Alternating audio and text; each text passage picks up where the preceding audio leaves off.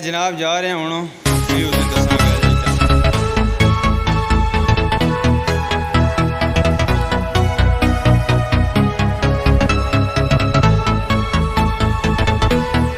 अस्सलाम वालेकुम दोस्तों, क्या हाल चाल है? उम्मीद करना खैरियत नाल दसो। सरकार एक संगियां कर आए हैं तो चेक करो मकाना की सेटिंग पर करना से व्यू दसने